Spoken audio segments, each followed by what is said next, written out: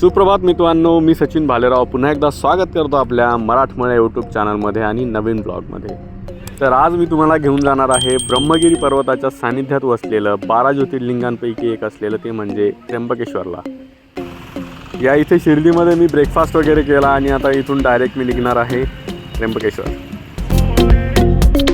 उंच पर्वतांच्या मधून जाणारा समृद्धी महामार्ग, त्या महामार्गाने जाताना आपल्याला दिसणारी हे आहेत उंच पर्वतांची दृश्ये।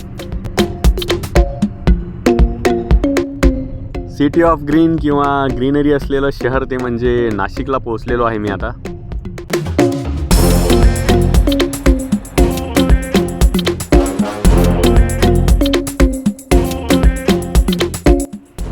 अशा प्रकारे त्र्यंबकेश्वरला पोहोचलेलो आहोत। या इथे आहे भली मोठी कमान, त्या कमानीमधून जाणारा रस्ता आपल्याला घेऊन जातो मंदिराकडे। चला तर मग जाऊयात भोलेनाथांच्या दर्शनासाठी।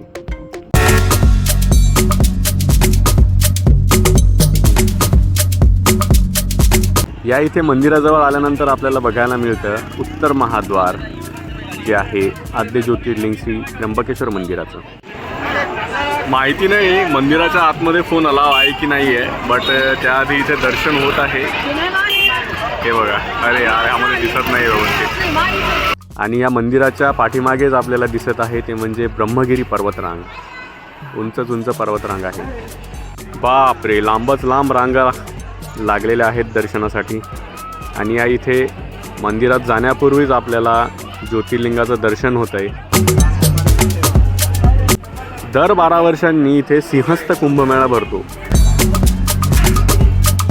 10व्या शतकातील शिलाहार राजा झंज यांनी गोदावरी ते भीमा या दरम्यानच्या 12 नद्यांच्या उगमस्थळी 12 मंदिरांची रचना केलेली, त्यापैकीच एक म्हणजे त्र्यंबकेश्वराचं हे मंदिर। मंदिराच्या भिंतींवर असलेलं नक्षीकाम एवढं मनमोहक आहे आणि एकही या खांबाचा भाग सुटलेला नाही आहे की जिथे नक्षीकाम नाही आहे किंवा देवी देवतांच्या मूर्त्या नाही आहेत। एवढी सुंदर आणि मनमोहक कलाकृती त्या काळी सुद्धा अवगत होती। हा आहे मंदिराचा गाभारा किंवा प्रांगण म्हणता येईल। मंदिराच्या बाहेरच्या भिंतींवर सुद्धा एवढं कोरीव आणि चांगलं नक्षीकाम केलेलं आहे। या इथे आहे त्रिशूळ आणि मंदिराची लाइटिंगने केलेली सजावट आपण इथे बघू शकतो।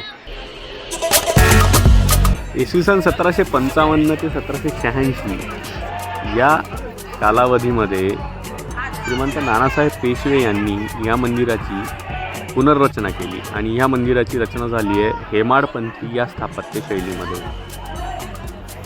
या मंदिराच्या वर असलेलं हे जे कोरीव काम आहे ना, हे खरंच मनमोहक आहे, बघतच राहावं वाटतं। आणि हे केलेली सुंदर अशी सजावट। या मंदिराच्या चारही बाजूंनी दगडी तटबंदी आहे मंदिराच्या सुरक्षेसाठी आणि मंदिराच्या कळसावर 5 सुवर्ण कलश आहेत आणि ही जी ध्वजा बनलेली आहे ती पंचधातूंनी बनलेली आहे। इथून दिसणारा हा नजारा। या इथे अजून छोटी बरीच मंदिरं आहेत। या मंदिरावर असलेले नक्षीकाम आणि कोरीव काम आपल्याला या मंदिराचा कालावधी सांगून जातो। हे आहे गायत्री माता मंदिर, जे की त्र्यंबकेश्वर मंदिराच्या बाजूलाच आहे। हे आहे या मंदिराचं प्रवेशद्वार। आणि या इथे आहे गौतम लेक। या गौतम लेकचा इतिहास असा आहे की गौतम ऋषी यांच्या नावावरून या लेकला हे नाव पडलं आहे। आणि या पाण्यामध्ये दिसणारं ब्रह्मगिरी पर्वताचं प्रतिबिंब बघा किती मनमोहक आहे। या इथे ज्योतिर्लिंग मंदिराच्या मागच्या साईडलाच असलेलं इथे आहे ऋणमुक्तेश्वर महादेव मंदिर। हे मंदिरसुद्धा खूप जुनं आहे, कारण ह्याची स्थापत्य शैलीसुद्धा हेमाडपंथीच वाटते। हर महादेव।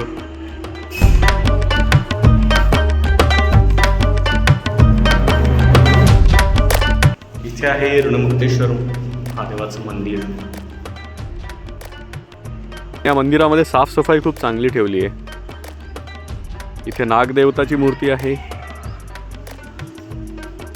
असं म्हणतात की जर तुम्ही एखाद्या कर्जामध्ये किंवा ओझ्याखाली दबलेले असाल तर ऋणमुक्तेश्वर महादेवाच्या मंदिरामध्ये जर तुम्ही पूजा केली तर ते दुःख दारिद्र्य तुमचं दूर होतं, अशी आख्यायिका आहे. आणि या इथे आहेत बऱ्याच पुरातन देवी देवतांच्या मूर्त्या आणि या मंदिराच्या खांबांवरती सुद्धा खूप चांगल्या प्रकारचं कोरीव काम केलेलं आहे. या इथे आहे श्री गणेशाची मूर्ती आणि या मंदिरात खूप पीसफुल वातावरण आहे. इथे काहीच गर्दी नाही आहे, खूप शांतता आहे. इथे तुम्हाला खऱ्या प्रकारे मनशांती मिळेल. हर हर महादेव.